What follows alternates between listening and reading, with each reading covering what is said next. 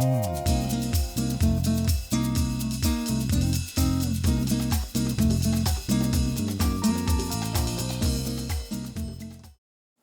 I'm Kristin Kons with Eating with Purpose. Today I'm going to teach you how to cook quinoa. It's spelled quinoa, but it's pronounced quinoa. So first I want to get the liquid boiling so we can get that started. I like to use vegetable broth. The Whole Foods brand is great. It doesn't have any yeast or sugar or anything like that, preservatives. So you use 2 cups of vegetable broth. I love using the vegetable broth because it gives it lots of flavor without a lot of fuss. So let's put this in a medium-sized saucepan. And then we're going to turn it up to high heat and put the lid on it just to get it boiling kind of quickly. And then my favorite secret ingredient is kombu, which I told you about before, but it's a seaweed, and it's ounce for ounce one of the most nutritious foods in the world. It's almost like adding a multivitamin to your food. And it looks like this. It's dried, and you can use a whole piece or a half piece. What I like to do is just usually use like a half piece. And I'm going to actually put a half a piece in there so you can see what it looks like. You can just throw it into the water, so this is one option, or into the broth I should say. So I just put it into the broth and then it'll just kind of expand. But what I like to do is keep it in there to, even though it does get all the vitamins and minerals out of it, I like to just grind it. So I just use a nut and spice grinder. This is a Cuisinart one, which is really good. It has a removable top that you can throw in the dishwasher, so it's really nice. So you're going to do this for about 30 seconds. Okay, so basically it's just kind of like a fine powder now. You can kind of see it. You can even get it finer than that if you want. You can do it as fine, but about 30 seconds usually does the trick. So we're going to add that into the vegetable broth. And just pour it in there. And it has no fishy taste, and that's why kombu is one of my favorite sea vegetables, is because a lot of sea vegetables definitely have a fishy taste, but you can add this in. It's adding lots of nutrition without a lot of fuss, and the kids won't even know it's in there. So quinoa is, as I said, it's not a grain, it's actually a seed, because you use it in the exact same way in cooking as you would a grain, so it's often referred to as a grain, but it's a seed. It's a complete protein, which is a plus. So if you're vegan or vegetarian, or it's just a nice, inexpensive way to add protein to your food.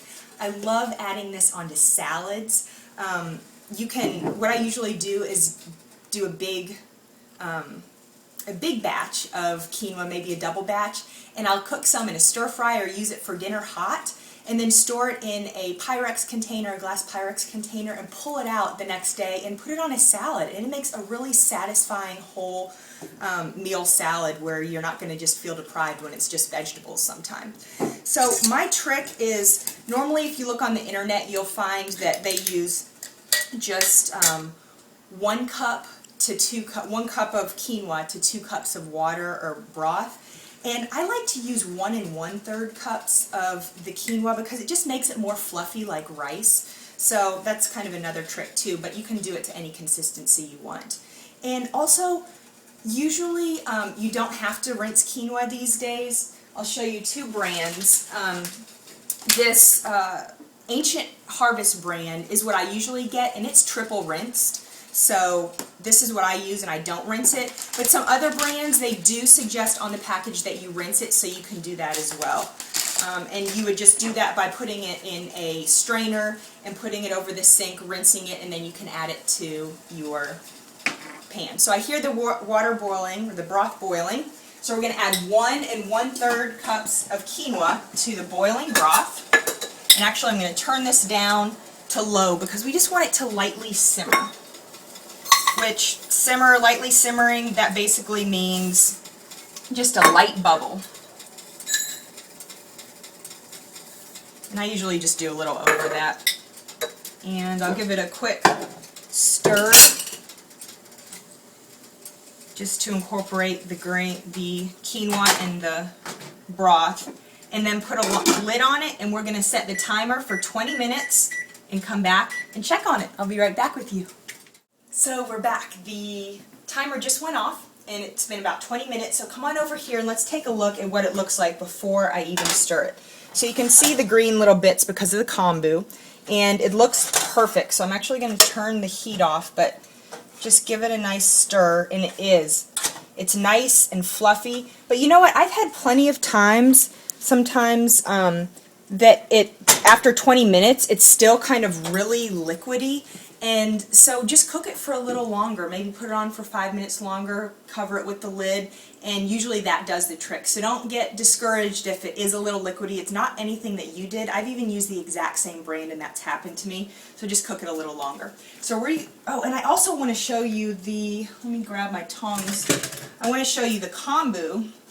Now this is what happens to the kombu if you just put it in there without grinding it up. It gets big. Really doesn't taste like anything. You can eat it, but most people don't want to. That's why they just put it in like that. So I'm going to put that on a plate to cool off before I put it in the trash, or you can freeze it and use it in some vegetable stock or something like that.